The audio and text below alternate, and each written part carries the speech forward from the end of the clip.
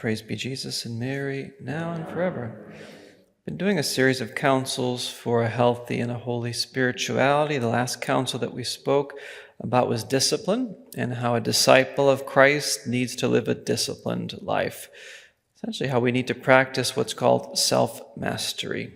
Discipline and sacrifice go hand in hand. Just ask any athlete or any person with a military background. You have to be disciplined. You have to sacrifice. As Catholics, self-discipline is tied to sacrifice and is done for the sake of charity, so we can love God more and that we can love others more as God does too. What are some examples from the life of Saint Thérèse of Lisieux which speak about discipline and self-mastery? We've been using her as an example of someone who lived a healthy and a holy spirituality. So what are some of the examples from her life where she was disciplined and had a sense of self-mastery? From when she was very young, she was accustomed to making little sacrifices. Her mom wrote in a letter dated from 1876, this is when she was 3 years old. Even Therese is anxious to make sacrifices. Marie, her sister, has given her little sisters a string of beads on purpose to count their acts of self-denial. Little beads, you count your acts of self-denial each day. And the mom says it's amusing to see Therese put her hand in her pocket time after time to pull a bead along the string whenever she makes a little sacrifice. So this is when she was very young, 3 years old. But her mom died about 1.5 years after that, when Therese was 4.5. Therese became very overly sensitive because of the trauma of that loss. As a simple example, she says that she would cry if someone contradicted her or if something happened that hurt her feelings, and then she would cry for having cried. Therese writes in her autobiography, she says, "I had a constant and ardent desire to advance in virtue, but often my actions were spoilt by imperfections. My extreme sensitiveness made me almost unbearable. All arguments were useless. I simply could not correct myself of this miserable fault," she says. When she was almost 14, she received a special grace at Christmas. After coming home from midnight mass, her father made a sharp remark about the custom of Therese opening gifts that were placed in her shoes near the chimney corner in the house. He thought it was too childish. She was too old for this. He was too tired and upset. Those words, Therese actually heard them, and it really hurt her. But she wrote this. She said, "Choking back my tears, I ran down to the dining room, and though my heart beat fast, I picked up my shoes and joyfully pulled out all the things, looking happy as a queen. Papa laughed and did not show any trace of displeasure, and Celine, her sister, thought she must be dreaming.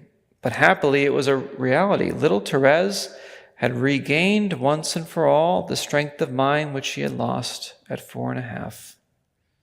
On this night of grace, the third period of my life began," Therese says, "the most beautiful of all, the one most filled with heavenly favors. In an instant, our Lord, satisfied with my goodwill, accomplished the work I had not been able to do during all these years." And after her Christmas conversion, she writes in her autobiography, "The practice of virtue gradually became sweet and natural to me. At first, my looks betrayed the effort, but little by little, self-sacrifice seemed to come more easily and without hesitation. Our Lord has said, 'To him who has will more be given, and he will have in abundance,'" unquote. So as a Christmas gift, Therese was given by Jesus the grace to conquer her emotional impulsivity and her extreme sensitivity, and she cooperated with that grace. And from that time forward, she was able to gain that mastery over herself, that self-discipline or self-possession.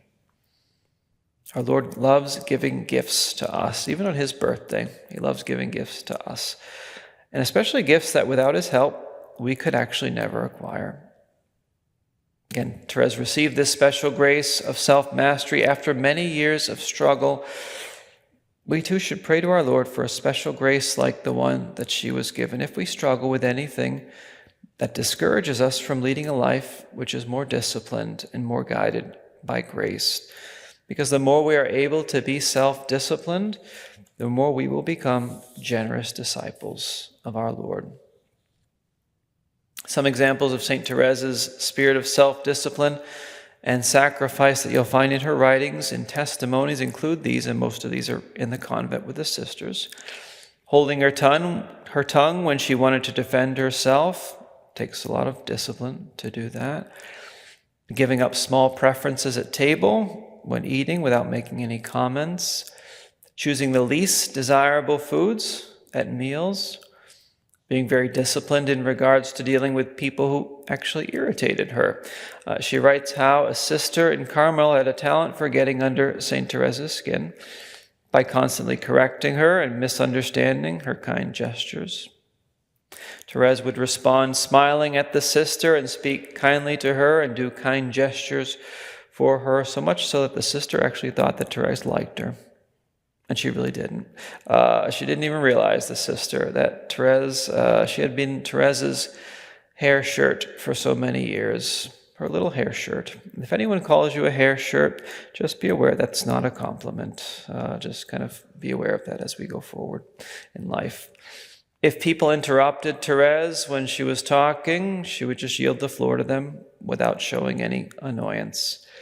She would do the least desirable tasks in the convent. She was very faithful to her Carmelite rule of life, as faithful as she could have been. Very faithful to prayer, even though in Carmel pretty much all that she experienced was dryness in prayer. She didn't have any consolation in prayer. It was constant dryness, and yet she was very faithful to it. She endured discomforts without complaining. She maintained serenity as much as she could when her soul was plunged into the dark nights and into suffering. So reading from her life, you very much get a sense that St. Therese was a seasoned self-discipline expert. And the fruit it bore, the result of it, was that she was truly overflowing with the love of God. And God made her one of the most popular saints of our times as well. So let's ask Our Lady for the grace of self-mastery, for the grace to be in control of our passions rather than letting them control us. For the grace to respond with a supernatural spirit to the natural everyday annoyances, and all this so that we can become better disciplined disciples of her Son, and in this way be more effective channels of God's love, His grace, and His mercy. Praise be Jesus and Mary, now and forever.